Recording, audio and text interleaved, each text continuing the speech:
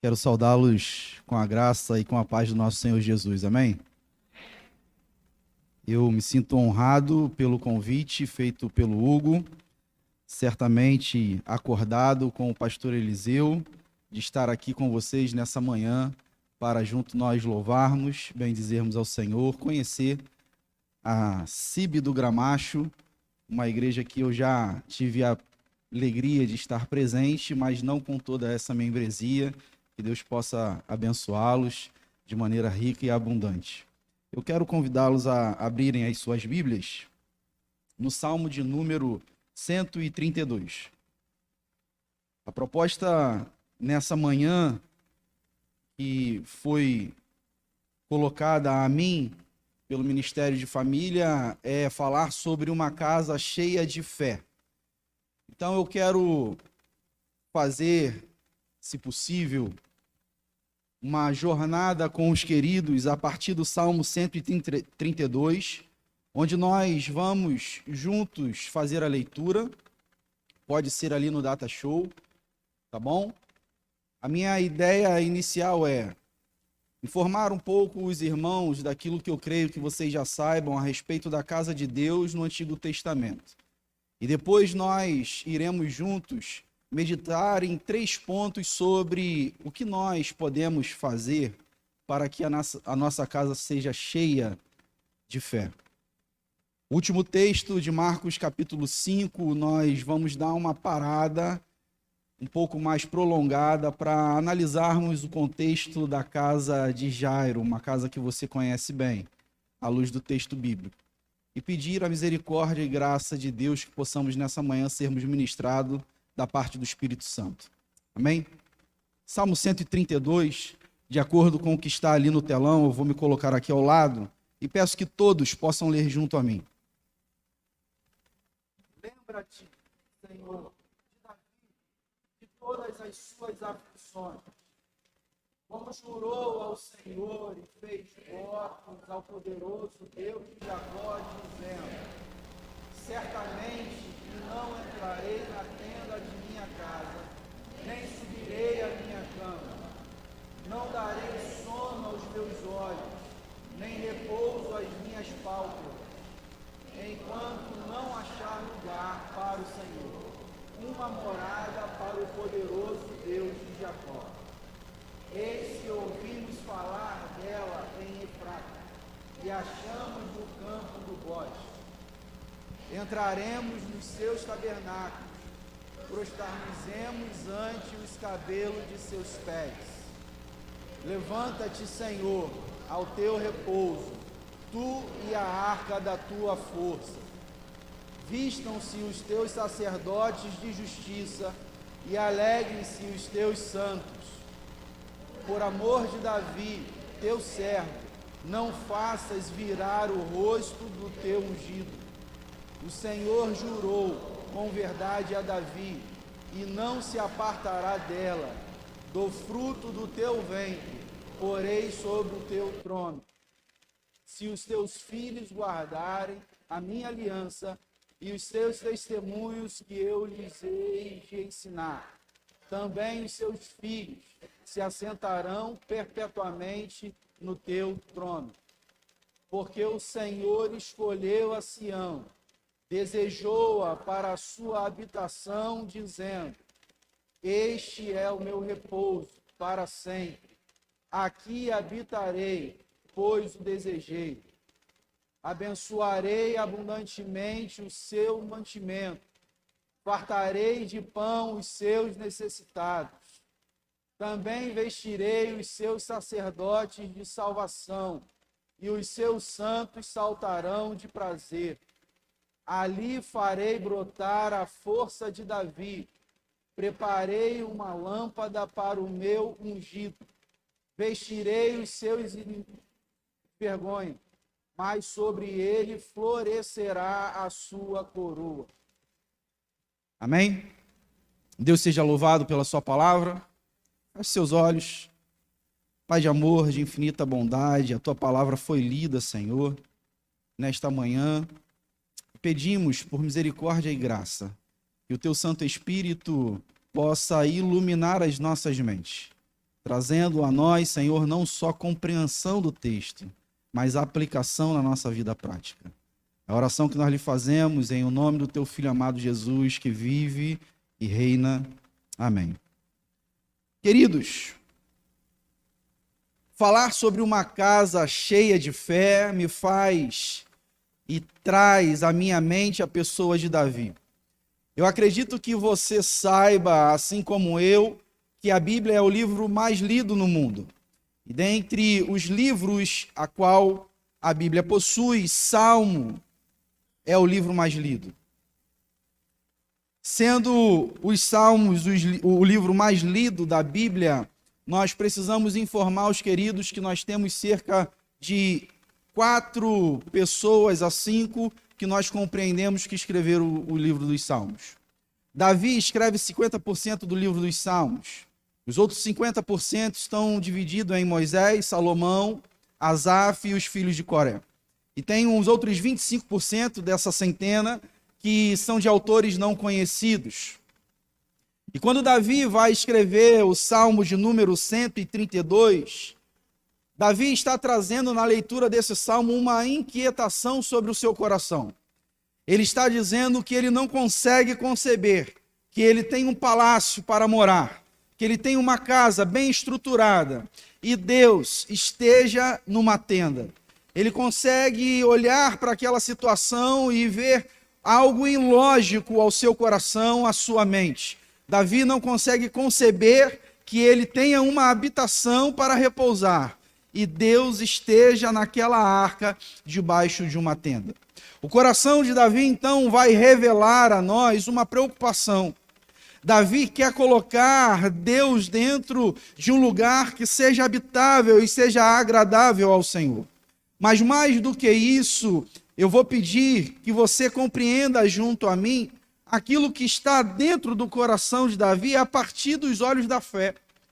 A Bíblia vai trazer para nós o relato, por exemplo, em Hebreus capítulo 11, verso de número 6, que sem fé é impossível nós agradarmos a Deus. E aqueles que se aproximam de Deus precisam se aproximar dele, crendo que ele é Deus, galardoador daqueles que se achegam à pessoa dele. Entendendo isso, a gente vai perceber que todos aqueles que se achegam à presença de Deus, que se aproximam da pessoa de Deus, recebem de Deus uma medida de fé. Você pode olhar lá na sua Bíblia, em Romanos capítulo 12, verso 3. Deus deu a cada um de nós aqui uma medida de fé. Agora a pergunta que eu faço é: qual é a medida de fé que você está carregando? Porque também, segundo os textos bíblicos, nós sabemos que podemos ter pouca fé ou muita fé. Não existe ninguém aqui que não tenha fé. Existe quem tem muita fé e pouca fé. No texto, por exemplo, de Mateus capítulo 14, quando Pedro, com dúvida se era de fato Jesus que estava andando sobre o mar, pede para ir ao encontro de Jesus e não sobre as águas apenas, mas acima de tudo sobre a palavra de Jesus é que Pedro começa a andar sobre as águas. Nós somos informados pelo texto bíblico que Pedro começa a olhar os ventos fortes e as ondas grandes, de maneira que ele sente medo e ele começa a afundar. E ali então Jesus nos informa que Pedro, aquele único que teve coragem de lançar-se sobre a palavra de Jesus e andar sobre as águas, é um homem de pouca fé. Por outro lado, nós somos informados também que há um homem centurião que tem um doente, um dos seus queridos soldados adoentado, e ele chega-se até Jesus e pede para que Jesus o cure. E Jesus, de muito bom grado, ele diz: irei à tua casa, irei até o local para fazer então e realizar esse milagre. E ele diz para Jesus: não, Senhor. Eu sou homem sujeito a autoridades e conhecedor de autoridades. E eu sei que basta uma palavra sua para que o meu servo seja curado. Então Jesus volta para aqueles que ali estão presentes e diz: nem Israel se viu tão grande fé. qual é o tipo de fé que você está carregando hoje? Qual é o tipo de fé que você está carregando hoje sobre o seu coração, sobre a sua vida, sobre a sua família? Porque você está no último domingo de junho, dia 26. Você já foi ministrado aqui sobre uma casa de paz. Uma casa cheia de paz, repleta de paz. Uma casa cheia de misericórdia. Você já foi ministrado aqui da parte do Senhor por uma casa cheia de comunhão. E nessa manhã o Senhor te trouxe aqui para você ser ministrado a respeito de uma casa cheia de fé. E você tem, mediante aos ensinos da palavra de Deus, colocado a sua fé, aquela medida que Deus repartiu e deu a você, em prática, promovendo o paz sobre o seu lar, sobre a sua família? Agindo de forma contrária ao mundo e promovendo comunhão, alegria àqueles que estão entristecidos, desamparados, angustiados? Qual a medida de fé que você está trazendo no dia de hoje? Eu vou pedir o auxílio dos queridos da mídia para colocar lá o slide que foi preparado, para que a gente possa fazer uma introdução rápida e passar aqueles 3 pontos da qual eu falei com os queridos. Bom, a casa de Deus no Antigo Testamento, ela tem para nós aí 3 casas. Êxodo 25, 1 Reis, primeiro livro dos Reis, capítulo 6, primeiro livro das Crônicas, capítulo de número 16. Êxodo 25, tabernáculo a qual Deus dá todas as instruções a Moisés para que ele possa construir em meio ao deserto. Deus arquitetou tudo e deu tudo direitinho, bem organizado para Moisés, para que esse tabernáculo pudesse ser erguido. Primeiro livro dos Reis, capítulo de número 6, é o templo de Salomão. Mas antes do templo de Salomão, nessa interseção entre Êxodo 25 e 1 Reis, capítulo de número 6, Davi, no primeiro livro das Crônicas, capítulo de número 16, quando ele está trazendo novamente a arca para o meio do povo, tirando essa arca da casa de Obed-edom e trazendo ela para o meio do povo, para o meio de Israel, ele vai promover uma tenda. E essa tenda a qual Davi vai trazer e colocar ali a arca do Senhor, é uma mudança litúrgica a qual Davi está fazendo. Davi vai colocar os sacerdotes em ordem. Ele vai colocar os levitas em ordem. De maneira que, diante dessa tenda onde está a arca do Senhor, que os levitas, os sacerdotes, os porteiros e todo o povo vão adorar ao Senhor dioturnamente, 24 horas por dia. Não vai deixar, não vai cessar de ter adoração ao Senhor. Não vai ter nenhum intervalo onde não vai se estar tocando um instrumento, onde os levitas não vão estar falando e cantando os salmos, aonde o povo não vai estar em adoração a Deus. E é interessante que é justamente essa relação ali de 1 Crônicas 16, a qual o Senhor diz ter saudade. Quando fala a respeito de Deus reedificar um templo, ele não pensa no templo de Salomão, e ele também não pensa no tabernáculo a qual ele arquitetou e deu a Moisés. O que o texto bíblico vai falar para nós é a respeito de um desejo de restaurar o tabernáculo construído para o Altíssimo. Por que isso é tão interessante? Porque eu e você precisamos olhar a progressão textual da palavra de Deus e os ensinos que ali estão apontando para nós qual é o desejo de Deus, qual é a vontade de Deus para mim e para a sua vida hoje. Então lá, através de Moisés, ele faz um tabernáculo e nós sabemos que ele está ali representado na arca. Só que aquela arca, ela só se movia quando Deus falava com Moisés e pedia para que o povo levantasse acampamento. Depois ele vai fazer a respeito do templo de Salomão e algo fixo, um lugar preparado para que ali ele estivesse. Mas é no tabernáculo de Davi que Deus fala ter saudade e que vai reedificar, porque ali ele não está num lugar estático, mas ele está se movendo por meio daqueles corações que o louvam, que adoram. O que Davi está trazendo, está produzindo para nós, está de acordo com o testemunho de Estevão, quando mesmo vai dizer que Deus não atempla em templos feitos por mãos de homens. O entendimento do Antigo Testamento e essa progressão é que Deus está a todo momento preparando e ensinando o seu povo que onde ele deseja habitar é no meu e no seu coração. A casa que deve ser cheia de paz, cheia de alegria, cheia de harmonia, cheia de comunhão, cheia de fé, cheia da presença de Deus, não é um local físico no sentido de instituição, mas no nosso coração. E quando nós entendemos isso, nós vamos compreender que a casa a qual Deus habita e quer fazer morada é no meu e no seu coração.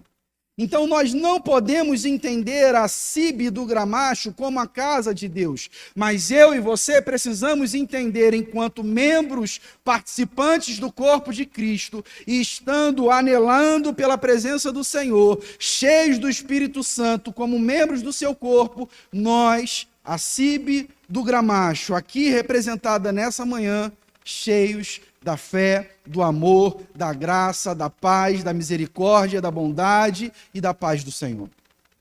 Essa é a casa que precisa estar cheia de fé. E isso é uma mudança. Por quê? Porque o lugar do milagre não é aqui, o lugar do milagre é aqui. E porque o lugar do milagre é aqui no meu coração, e o nosso coração está unidos num único Senhor, em um só batismo, em um só Espírito, aqui onde nós estamos congregados, se torna o lugar do milagre, o lugar da fé, o lugar aonde Deus se move. Quando eu e você entendemos isso, então nós começamos a entender o desejo e o que Deus está falando. Por exemplo, a palavra de Deus vai dizer para nós, lá em Amós 9:11, eu sei que não dá tempo, mas você pode anotar aí, naquele dia, diz o Senhor, tornarei a levantar o tabernáculo caído de Davi, e repararei as suas brechas, e tornarei a levantar as suas ruínas, e o edificarei como nos dias da antiguidade. Mas pastor, o senhor ainda está falando de Antigo Testamento, não tem problema. Vamos viajar junto a mim para Atos capítulo 15, verso 16, verso 18, diz assim o Senhor: depois disso, voltarei e reedificarei o tabernáculo de Davi que está caído, levantá-lo-ei de suas ruínas e tornarei a edificá-lo, para que o resto dos homens busque ao Senhor, e também todos os gentios sobre os quais o meu nome é invocado, diz o Senhor que faz todas essas coisas que são conhecidas desde toda a eternidade. O desejo de Deus na eternidade não era ter um único povo, uma única nação, mas ter um único povo no sentido que todos os corações que se quebrantassem diante da sua presença, reconhecendo o seu único filho, fosse o seu povo, fosse a sua nação. Nota de rodapé, dá uma lida em casa, João capítulo 1, verso de número 14. E depois pede para conversar com o pastor Hugo, com o pastor Mateus, com o pastor Eliseu não. O pastor Eliseu já está com muito atarefado aí. Vai nesses pastores e conversa com ele. Porque João capítulo 1, verso 14 diz, o texto bíblico, que Jesus tabernaculou entre nós. E vimos esse tabernáculo, que é a pessoa de Jesus, cheio de graça, cheio de verdade. Jesus é o tabernáculo de Deus entre os homens. Só que quando o Senhor Jesus está sendo assunto ao céu, ele deixa uma ordenança para nós, para que nós possamos entender a sua palavra, o seu evangelho, e a partir desse entendimento nós possamos ir e fazer discípulos de todas as nações, batizando-os em nome do Pai, do Filho e do Espírito, e ensinando esses homens a guardar tudo quanto ele ensinou. E aí vem a promessa: e eis que estarei convosco até a consumação dos séculos. Você entendeu o que Jesus está dizendo para nós? Que o tabernáculo que é ele, não foi, é. O tabernáculo que é ele, deixou com autoridade e poder sobre nós um referencial do tabernáculo de Deus. Um referencial de manifestar Deus às pessoas que estão à nossa volta. E quando eu e você entendemos isso, é impossível nós caminharmos sem comunicar a nossa fé. É impossível nós andarmos sem comunicar a fé, não só no sentido abstrato, mas acima de tudo, no sentido de uma fé palpável, uma fé concreta. Você tem fé? Quem tem fé aqui? Levanta a mão. Você tem fé? Você consegue pegar essa fé que muitas pessoas entendem como uma fé unicamente mentalizada e sair daqui do culto hoje falando com o Senhor: Senhor, eu estou com umas contas, uns boletos atrasados lá, mas eu tenho fé que eu vou descer essa rua fora e até eu chegar à minha casa eu vou tropeçar numa maleta de R$1 milhão. Você tem fé? Morreu a fé de um monte de gente. Por quê?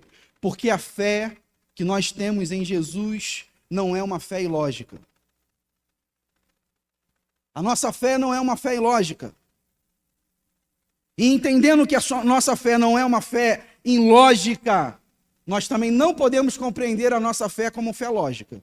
Porque a fé lógica não responde para nós como aquele povo andou 40 anos no deserto, com as mesmas roupas, com os mesmos calçados. A lógica não explica isso. Mas a fé supralógica consegue nos fazer entender que o Deus do impossível. O que é o Deus do impossível? O Deus do impossível é aquele que age na sua fraqueza. Porque para Deus, impossível comunica a mim e a você. Para nós há muitas coisas impossíveis, mas para Deus tudo é. E a Bíblia diz que tudo é possível ao que crê. É essa fé que Deus está comunicando com você nessa manhã. Só que essa fé supralógica, ela só se torna real na minha vida e na sua vida quando nós passamos para o nosso segundo ponto da mensagem. Você pode passar aí, por favor, campeão? Para termos uma casa cheia de fé, precisamos estar... É um antes desse. Obrigado. Para termos uma casa cheia de fé, não podemos nos cansar de ouvir a palavra de Deus. Romanos 10:7. Você e eu somos bombardeados o dia inteiro,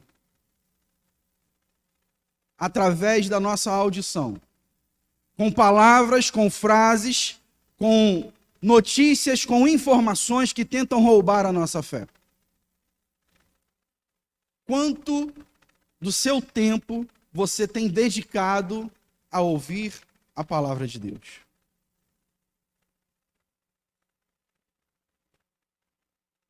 Quando você abre a Bíblia, quando você lê a Bíblia, você está ouvindo Deus falar.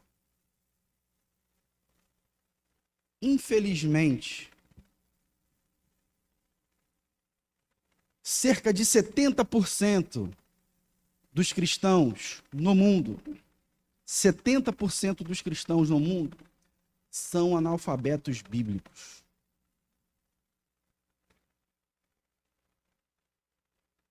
Não leem a Bíblia, não se debruçam sobre o texto sagrado. Eu sempre gosto de fazer contas matemáticas. Você tem 24 horas do dia. Você trabalha cerca de 8 horas por dia. A sua locomoção da sua casa para o seu trabalho e do seu trabalho para a sua casa normalmente vai levar aí pelo menos mais 1h30, 2 horas por dia. Então já foram-se embora 10 horas do seu dia. Depois você vai precisar tomar um banho, fazer a sua higiene pessoal, se organizar. A gente leva aí mais umas 2 a 3 horas. Aquilo que parecia ser muito começa a se tornar pouco. E você tem uma família, assim como eu, que esqueci de apresentá-la, mas amo de coração, que é a minha esposa Danúbia, a minha filha Elisa, tem a minha mãe ali atrás e o meu sobrinho. Você tem uma família, você tem que cuidar dessa família. Você tem que fazer compras, você tem que fazer a limpeza da casa. E aí vão-se embora mais algumas horas do seu dia.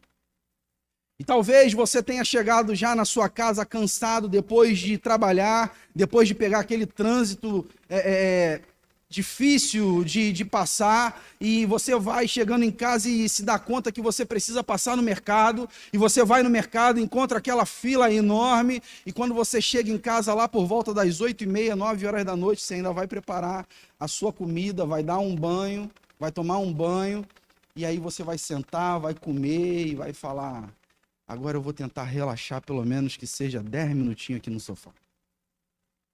E quando você se vê, você já está cabeceando o vento, trôpego de sono, de cansaço, desejoso de ir para sua cama, e passou-se um dia e a palavra do Senhor não foi lida, não foi meditada.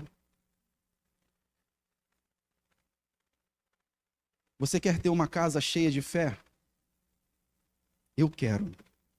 Por isso eu criei a prioridade única de ouvir Deus falar comigo. Como que você faz isso, pastor? Simples.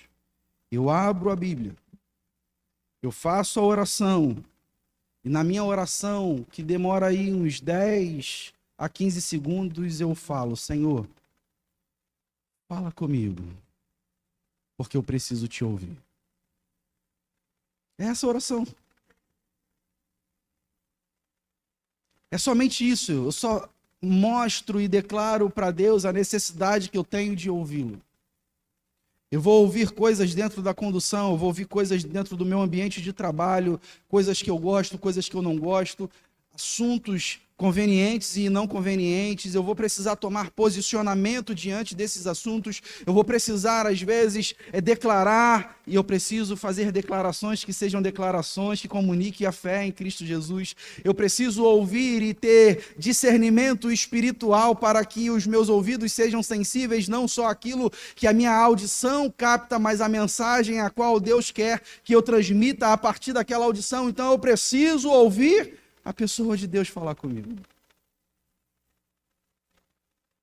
Para termos uma casa cheia de fé, nós precisamos dedicar os nossos ouvidos, o nosso tempo ao Senhor.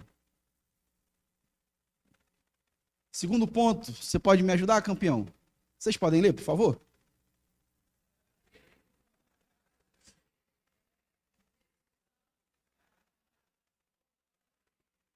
Efésios capítulo 6. A partir do verso de número 13, Efésios começa a destacar para nós a armadura a qual nós devemos se utilizar na batalha. Paulo está ali escrevendo essa carta e conforme ele escreve, ele começa a descrever aquilo que é a roupagem de um soldado romano. E dentro dessa descrição que Paulo faz, ele começa a trazer para nós informações preciosas. E uma das informações preciosas é que ele diz lá no texto: sobretudo. Sobre tudo isso que já foi informado, você precisa estar com o escudo da fé, apagando os dardos inflamados do maligno. Aí torna-se mais uma vez uma conta matemática. Se eu ouço a palavra de Deus, a fé é gerada e crescida em minha vida. E ao mesmo tempo que eu ouço a palavra de Deus por meio da leitura da palavra e aprendo essa palavra, eu estou embraçando o escudo da fé. Eu estou sendo fortalecido, eu estou sendo protegido, a minha mente, o meu coração, a minha alma, o meu espírito estão sendo fortalecidos no Senhor, preparados no Senhor. Para quê? Para a batalha. E quando é a batalha? A todo momento, a todo tempo. O que a Bíblia fala para nós a respeito de batalha espiritual? Eu gosto muito de um texto muito simples. A palavra de Deus diz que o inimigo de nossas almas está ao nosso derredor, buscando a quem possa tragar. Ele está ao nosso derredor como leão, não é leão, mas como leão, ele ali está buscando a quem ele possa tragar. Mas ao mesmo tempo a Bíblia nos informa que ao nosso redor está... Quem está? O anjo do Senhor, nos guardando. Essa batalha ela não termina. Ela só vai terminar o dia que o Senhor Jesus voltar para buscar a sua noiva. Então você está aqui, e enquanto você está aqui, há uma batalha acontecendo. Você vai sair daqui e essa batalha continuará acontecendo. Mediante a isso, eu e você precisamos entender que eu não ouço, eu não estudo, eu não leio a palavra quando eu quero. Eu não embraço o escudo da fé quando eu quero. Eu preciso estar a todo momento pronto. Entendendo que essa batalha é constante sobre a minha vida e a sua vida. Para nós termos uma casa cheia de fé, nós não podemos negligenciar a luta existente contra o maligno. Quando eu e você compreendemos isso, queridos, nós vamos avançar para uma casa, para uma vida cheia de fé, entendendo que o Pai trabalha até agora. Jesus diz, eu também, e nós, como filhos de Deus, salvos em Cristo Jesus, precisamos trabalhar até agora. Como está a sua vida embraçando o escudo da fé para apagar os dardos inflamados do maligno? Como você tem feito? Quais são os trabalhos que você tem desempenhado e você tem visto nitidamente as sendas ardilosas de Satanás contra a sua vida, contra a sua família? Se você não estiver mergulhado na palavra de Deus, se você não estiver entendendo o que a palavra de Deus quer para você, você pode se perder em meio a essa guerra, em meio a essa batalha. Amém? Vamos para o último ponto. Quando a gente fala último ponto, já cria uma expectativa. Vamos lá. Marcos 5. O texto de Marcos 5, ele é um texto muito interessante. Capítulo 5 de Marcos começa falando a respeito de Jesus expulsando o demônio de um homem de Gadara. E lá pelo verso de número 21, nós somos informados sobre o maioral Jairo, que vai até a pessoa de Jesus. Ele está voltando de Gadara, e quando ele desembarca ali, ele vai ao encontro de Jesus e faz um pedido. O texto bíblico é muito claro. Diz que Jairo vai até Jesus e pede para que ele vá até a sua casa e possa curar a sua filha da enfermidade a qual ela estava sofrendo. E quando o Senhor Jesus diz para Jairo, ok, Jairo, eu vou até lá, e ele começa a caminhar até a casa de Jairo, ele se depara com uma multidão o seguindo, e uma mulher chamada a mulher do fluxo de sangue. No meio daquela multidão, ela consegue tocar a orla dos vestidos, das vestes de Jesus, e ali naquele meio do caminho, nós somos informados que Jesus faz uma pausa, vira-se e diz aos seus discípulos, olha, alguém me tocou, de maneira que saiu virtude de mim. Os discípulos ficam atônitos e falam, Senhor, todos te apertam. Como o Senhor quer que a gente identifique quem, de alguma maneira, fez com que virtude saísse do Senhor? Parece-me que Jesus está sendo pedagógico para nos ensinar e dizer que muitas pessoas podem o seguir, muitas pessoas podem até mesmo tocá-lo, mas somente aqueles que estão com a casa cheia de fé podem receber milagres e poder de Jesus. Porque somente aquela mulher, em meio àquela multidão, foi sarada.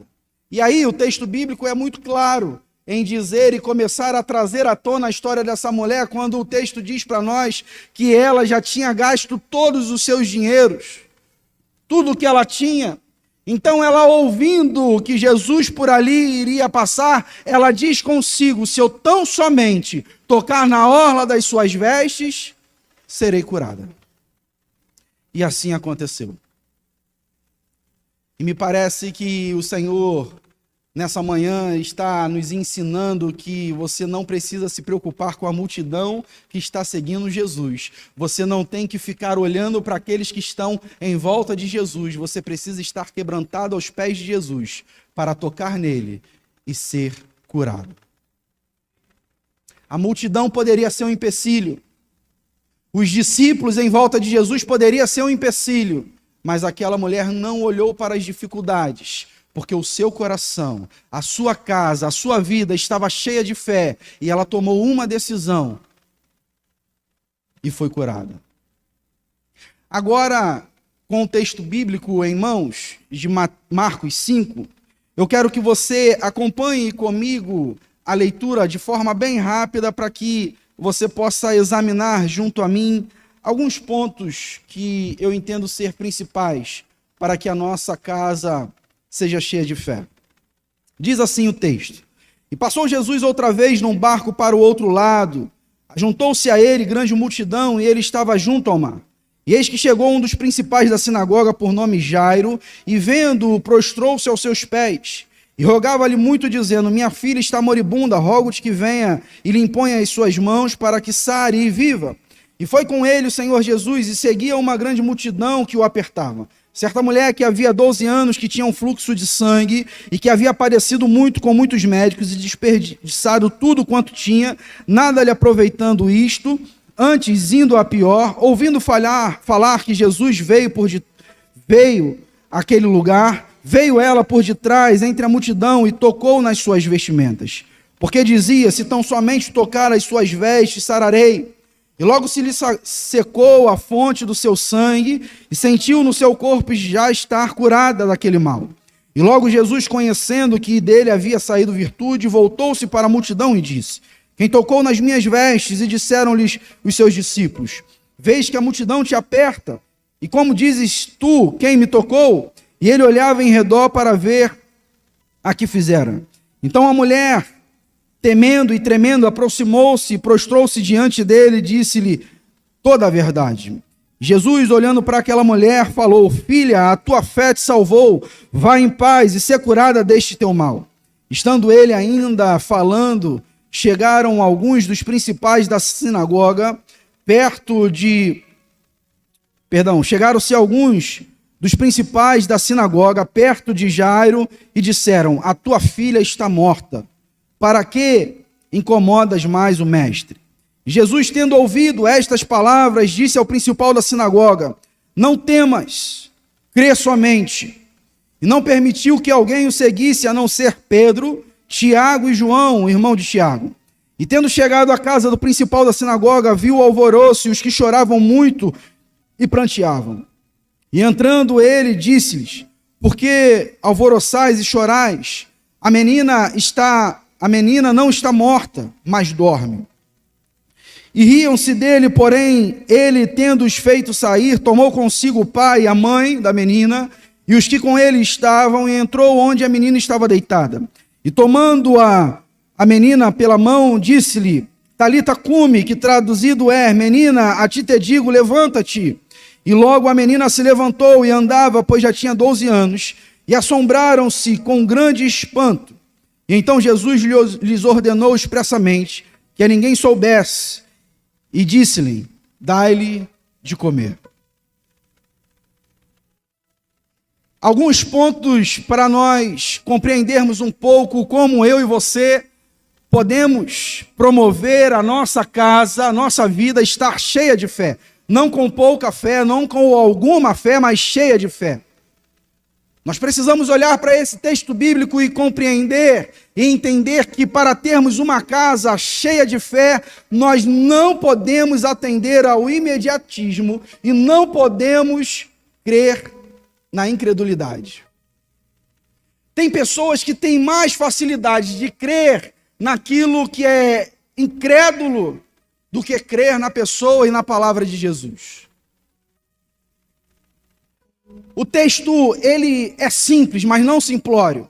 Jairo vai à pessoa de Jesus e pede: Jesus, vá à minha casa, porque a minha filha está moribunda. Ela está perto da morte. Você há de convir comigo que para Jairo sair, sendo ele um principal da sinagoga, ir a Jesus, ele está colocando a sua fé em ação. Lá ele chega a Jesus e ele informa: olha, eu creio que se o Senhor for à minha casa e colocar as suas mãos sobre a minha filha, ela pode ficar curada. Fé em ação.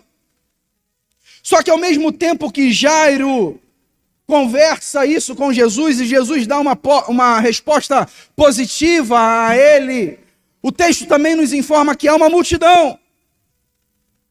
E no meio dessa multidão, muitas pessoas apertavam a Jesus. Muitas pessoas se achegavam a Jesus. E Jairo está ali. Creio eu que tem uma filha pequena, que teve que fazer uma cirurgia aos 7 meses de idade, por causa da questão do seu coração. Falava: Senhor, apressa-te. Ela vai morrer. São 5 buracos no coração. É uma artéria faltando. É apenas 5% de chance de sobreviver. Senhor, apressa-te. Mas o Senhor já tinha dito que ele ia. Isso nos ensina, irmãos, em primeiro lugar, que como filhos de Deus, como servos do Senhor Jesus, nós podemos e devemos colocar as nossas necessidades com fé diante do nosso Senhor, mas nunca querer mandar no nosso Senhor.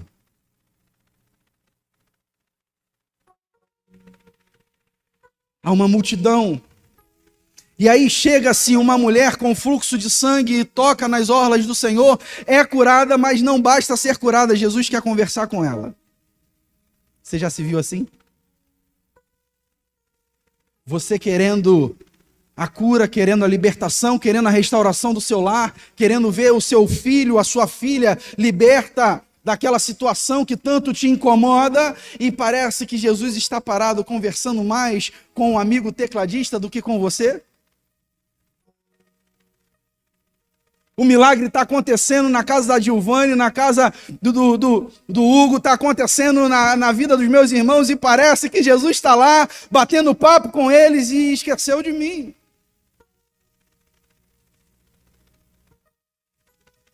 O tempo é uma limitação para nós, não para Deus.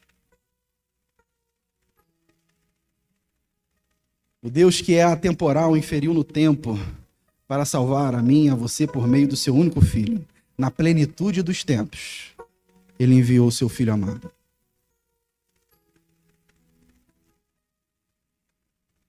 O imediatismo não pode fazer parte da minha vida, porque Deus não é um atendente de balcão. Ele não é um balconista que está ali esperando você dizer o que você quer. Eu quero a cura agora, eu quero uma família agora, eu quero um novo emprego agora, eu quero uma casa agora, eu quero... Não, Jesus, o nosso Senhor, Ele não é um balconista, Ele é Deus. E se Ele disse que Ele está indo ao encontro da sua necessidade, é porque Ele vai. Se Ele disse e falou a você as promessas que Ele fez só a você, Ele é fiel para cumprir. A palavra diz que Ele não é homem para que minta, nem filho do homem para que se arrependa. Só que o problema não está em Deus, o problema está em nós. Nós sabemos que Ele não é homem para mentir. Nós sabemos que Ele não é filho do homem para se arrepender. Nós sabemos que o nosso Deus não sofre de amnésia. Nós sabemos que Ele não tem problemas na sua mente. Ele não se esquece. mas nós duvidamos. Lembra de Pedro? Pedro, por que duvidais, homem de pouca fé?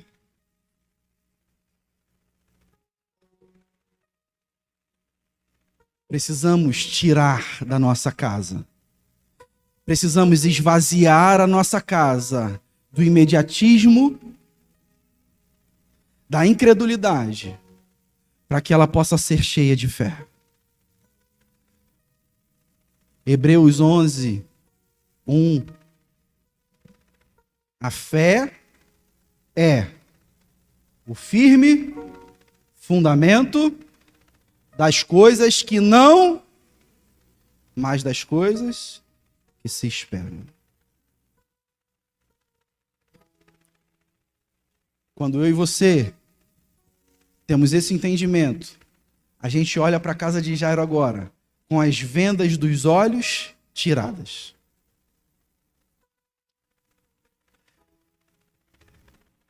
Tire as pessoas enviadas por Satanás, que só trazem para você, para a sua vida, para o seu coração, notícias contrárias à vontade de Deus. Jairo está caminhando com o Senhor para sua casa. Chega um pessoal da sinagoga.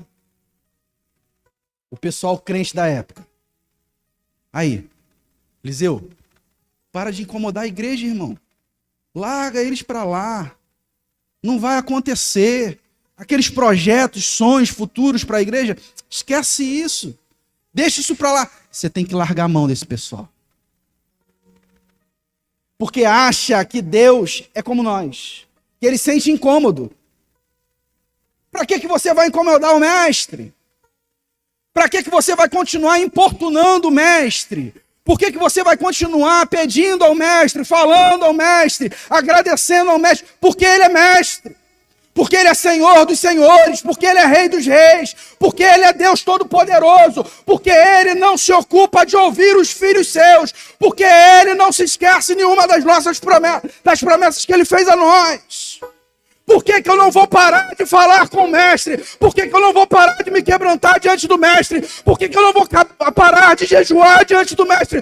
Porque ele é mestre, porque ele é Senhor, porque ele é o dono da nossa vida. Tire essas pessoas que são como aves de rapina, tentando roubar a palavra de Deus do seu coração e da sua mente. Afaste-se dessas pessoas. Pastor Eliseu brinca muito conosco no nosso grupo que temos, e ele diz: queridos, águia anda com águia. Traduzindo aqui, homens de fé andam com homens de fé. Homens de Deus vão andar com homens de Deus. Casas cheias de fé vão se unir e andar com casas cheias de fé. Aonde o poder de Deus é manifesto, aonde o milagre acontece, aonde a palavra de Deus é trazida aos nossos corações e a nossa vida é renovada, é restaurada. Afaste-se dessas pessoas, tire essas pessoas. Religiosidade que não se achega a Deus, que não conhece Deus.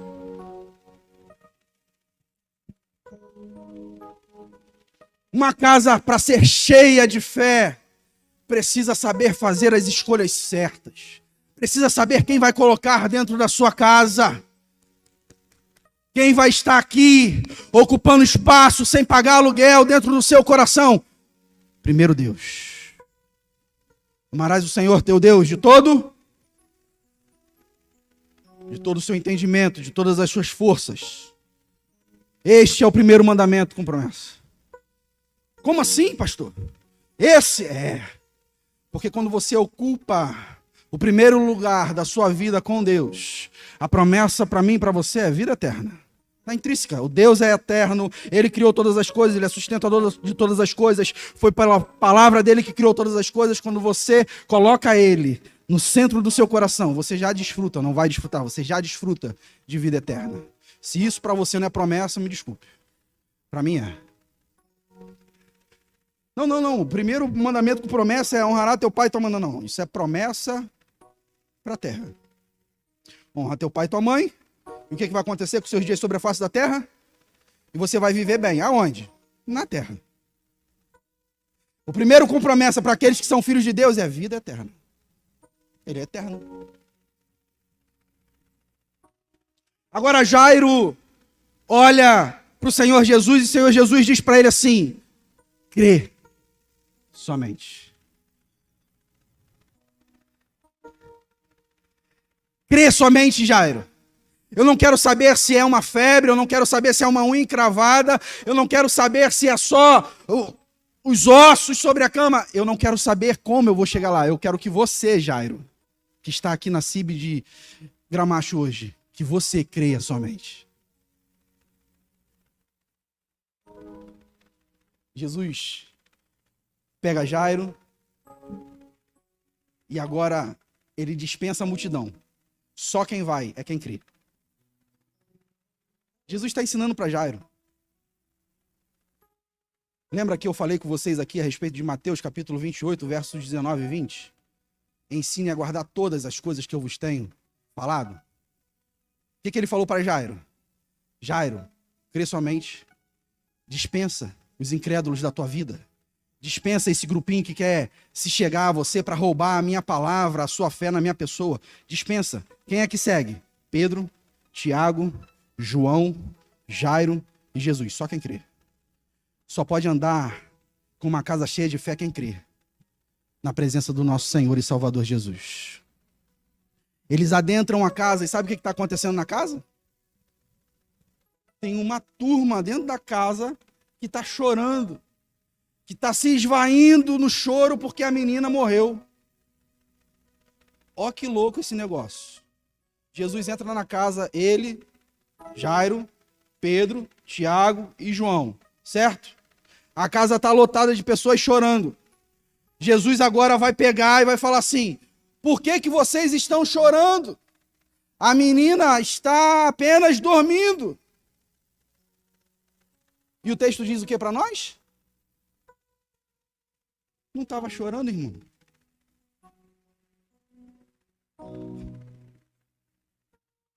As pessoas estavam chorando porque a menina estava morta. Jesus dá a notícia, ela não está morta não, ela está só dormindo.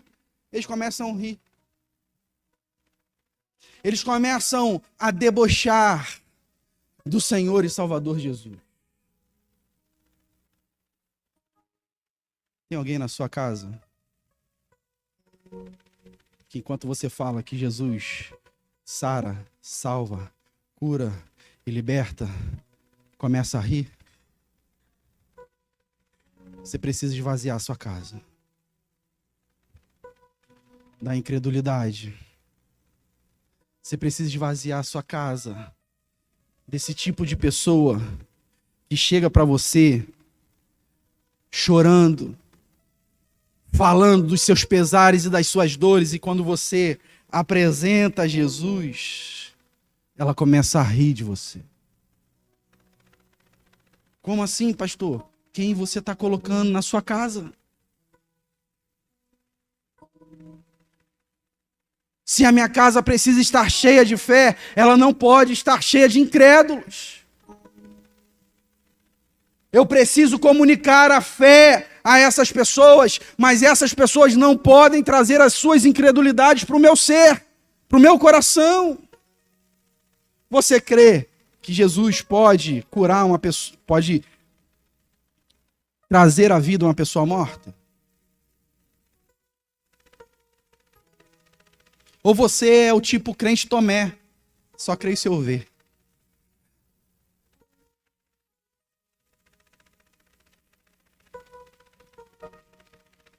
Você crê que Deus ainda faz milagres hoje? Porque parece que essas páginas da Bíblia estão ali, não sei porquê, mas estão, a gente lê. Mas eu creio que nessa manhã o Senhor Jesus está adentrando as nossas casas. Está dizendo para mim e para você que Ele não tem algum poder. Ele tem todo o poder e toda a autoridade nos céus e na terra. E diante desse Senhor, do nosso Senhor Jesus, toda língua confessará. Que língua? Do céu, da terra e debaixo da terra, que Ele é Senhor, para a glória de Deus Pai.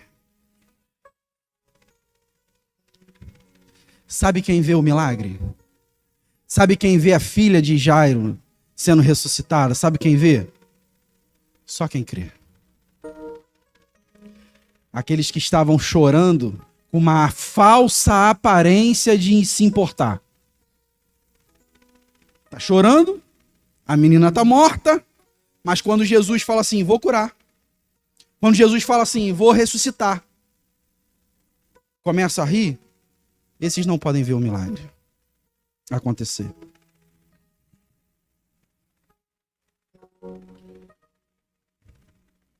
Você quer ver a sua casa, a sua vida cheia de fé?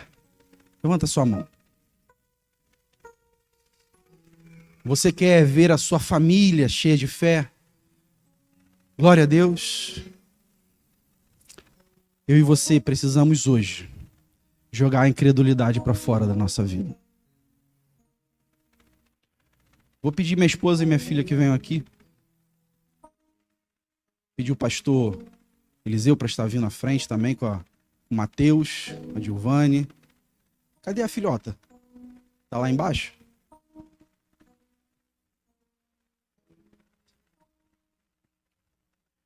Uma casa cheia de fé não é uma casa que esteja ausente de problemas, de dificuldades. Uma casa cheia de fé não é uma casa onde a morte não possa chegar. Uma casa cheia de fé é uma casa que tem certeza que ainda na morte viverão. Daqui é a Elisa, minha filha. Eu tinha separado uma imagem para colocar no Data Show, mas eu achei melhor não. A Elisa com 7 meses, 7 anos ela está agora, com 7 meses de idade, ela teve que passar por uma cirurgia no coração. E eu me lembro como hoje que eu e a Danúbia estávamos sentados de frente para o doutor que faria a cirurgia e ele começou a explicar os procedimentos e no final de tudo ele falou assim, ó, o risco de vida da sua filha é de 95%. Traduzindo, chance de vida 5%. E eu e a Danúbia estávamos sentados diante dele e ele explicando aquilo, do jeito que estávamos sentados, ficamos. E ele ficou incomodado. E ele fez a seguinte pergunta, vocês entenderam o que eu acabei de falar? E eu olhei para a Danúbia, fiz assim, com a cabeça, ela fez comigo, e a gente olhou para ele e falou, entendi. Mas vocês querem perguntar alguma coisa? E eu falei para ele, não. Tá tudo certo? Eu falei, tá tudo certo.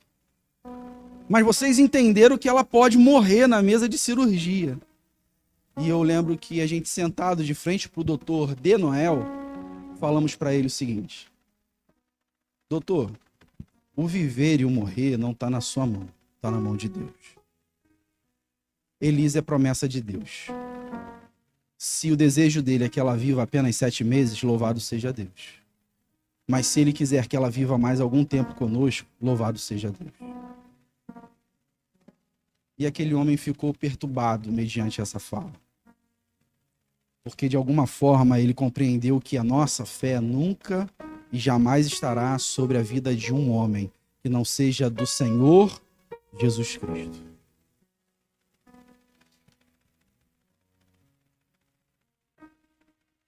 As nossas vidas são sujeitas a altos e baixos, inclusive diante da fé. Mas lembra que eu falei com vocês a respeito do texto bíblico lá de Romanos, que diz que Deus partilhou um pedaço de fé com cada um de nós e que essa fé precisa ser apalpada? A minha fé e a fé da minha esposa, a fé da nossa casa que temos em Jesus Cristo, nós temos apalpado na vida da Elisa. Mas eu queria convidar você hoje numa atitude de fé, a sair do seu lugar com a sua família e começar a palpar a fé que Deus partilhou com você. Talvez aquilo que você quer apalpar não está aqui. O seu filho talvez não está aqui, o seu esposo talvez não está aqui, a sua esposa talvez não está aqui. Mas eu quero convidar você nessa manhã a sair do seu lugar com a sua família, trazendo na sua mente, no seu coração e falando para Deus: eu creio que a minha casa será salva em nome de Jesus. Eu creio que o meu filho, que a minha filha, que o meu esposo vão ser libertos em nome de Jesus. Eu creio que a cura vai chegar em nome de Jesus. Eu creio porque o Senhor não é homem para mentir. O Senhor não é filho do homem para se arrepender. E eu creio e eu tenho fé que o Senhor fará muito mais além de tudo que eu tenho pedido, de tudo que eu tenho orado. Não porque eu mereço, mas porque Tu és Deus. Quero convidar você a sair do seu lugar com a sua família e vir à frente para nós orarmos e pedir: Deus, eu tenho alguma fé. Pai, eu tenho fé, eu tenho muita, mas quero ter mais. Eu quero fazer a minha casa transbordar de fé, transbordar de amor por Ti, transbordar até que o cego possa ver, o surdo possa ouvir, o coxo volte a andar, o paralítico possa saltar de alegria na Tua presença, em todas as áreas, seja ela emocional, seja ela espiritual, seja ela física. Eu creio que o meu Senhor tem poder para curar todas as questões que estão sobre a nossa vida. Pastor Eliseu.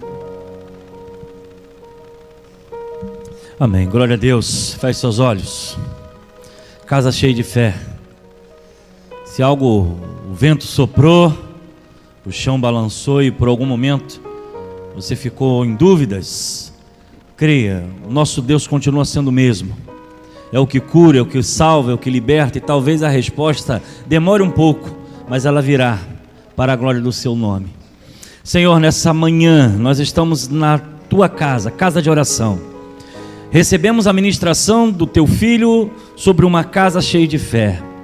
E nesta hora, Senhor, nós queremos invocar a presença do Teu Espírito Santo para fortalecer, ó Deus, a nossa alma, a nossa mente, o nosso coração, o nosso espírito, para poder, ó Deus, ver além da nossa visão humana, além daquilo que entendemos ser racional. Queremos Te pedir, ó Deus, que possamos ver além do monte, e ver as dificuldades e as lutas que vivemos dentro de casa, muitas vezes através das finanças, através dos relacionamentos conjugais, através de um filho rebelde, através de uma luta, de uma doença. E nós queremos nessa manhã pedir que Tu invada a nossa casa, que Tu invada a nossa vida, que Tu faça as mudanças que nós não podemos fazer. E queremos, assim como Jairo, esperar no Senhor o Seu socorro. Nesta manhã nós invocamos o Teu nome juntos como família, como igreja, para pedir ao Senhor que Tu intervenha nessa causa, que Tu venha ao nosso socorro nesse clamor que colocamos diante do Senhor, porque cremos que Tu és o Deus o mesmo e continua fazendo milagres para a glória do Teu nome. As famílias que se levantaram, aquelas que estão sentadas, nós pedimos a Tua bênção sobre as nossas vidas, porque Tu sabes e conheces o nosso coração, aonde, ó Deus, há dor, onde há luta, onde há dificuldade, e aonde as nossas bases espirituais balançam diante do medo, diante da preocupação, porque somos humanos. Mas nós queremos, ó Deus, que Tu encha a nossa casa de fé, nossa casa espiritual, nossa alma, nosso coração, como também a nossa casa fixa. Ó Deus, que alguma coisa que esteja matando a nossa fé, que esteja nos afastando da Tua presença, que o Senhor de alguma forma sobrenatural trabalhe, ó Deus, essas causas, essa situação, e nos livre para a honra e glória do Teu nome. Nos fortalece, ó Deus, nessa manhã, que possamos ir para casa confiando no Senhor, confiando na resposta da oração que virá. Não sabemos o tempo, mas ela virá. Que possamos apalpar, ó Deus, através da nossa fé, o milagre que virá no dia ainda de hoje, porque confiamos na tua promessa. Recebe toda a honra, glória e louvor. Abençoe teu filho, a sua família, a sua casa, o seu ministério, e que ele possa prosperar em tudo que ele venha fazer. E a nós que iremos voltar para a nossa casa, que possamos voltar cheios de fé, confiando num Deus que permanece como sempre, com a última palavra sobre a nossa vida. Que toda a honra e glória seja dada ao Senhor. É que eu oro e te agradeço no nome de Jesus. Amém. Vira para o irmão que está ao seu lado, diga para ele: a vitória é nossa no nome de Jesus. Dá uma palavra de fé para ele. Isso, vai passar. Vem bênção aí para a nossa vida. Poder sentar. Obrigado, pastor Felipe. Deus abençoe sua vida, sua casa. Já apresentou aqui a sua família. E nós vamos, irmãos, poder sentar. Nós vamos encerrar o culto dessa manhã. Eu quero fazer aqui um aviso que eu não fiz. Pode assentar todos. Um aviso: próximo sábado nós teremos o encontro dos avós, promovido pela terceira idade, né? Pela idade feliz. E você é o nosso convidado. Vai ter um evento aqui no Galpão, irmã Geralda, né? Ali o evento Encontro de Netos e Avós. Então, no próximo sábado, vovô, vovó, não fique em casa, tá bom? Próximo sábado, tá lá, 3 horas da tarde. E como eu falo, a nossa igreja é acolhedora, tem espaço para todo mundo. É criança, é jovem, é idoso, é quem canta, é quem dança, é quem toca. Tem espaço para todo mundo. Então você é o nosso convidado. Eu tinha outro aviso a fazer, agora me fugiu. É tanta coisa minha que eles me cobram lá embaixo. Mas o senhor não avisou. Homens de Honra, sexta-feira, já avisou, o Hugo me ajudou aqui a divulgar. Quarta-feira, culto de doutrina. E logo mais à noite, a inauguração do Ministério Infantil. Traz a criançada, vai ter aí o cabeção, vai ter a Bíblia, a turma que se veste de boneco, vai estar todo mundo aí para fazer, logo após o culto, uma brincadeira com a criançada. Então pode chamar a criançada lá do condomínio, pode vir com a Kombi, pode vir com o ônibus, tem espaço para todo mundo, tá bom? Deus abençoe a todos, um almoço abençoado em Cristo. Não esquece de passar lá na cantina para poder levar aquele lanchinho da tarde. Deus abençoe a todos.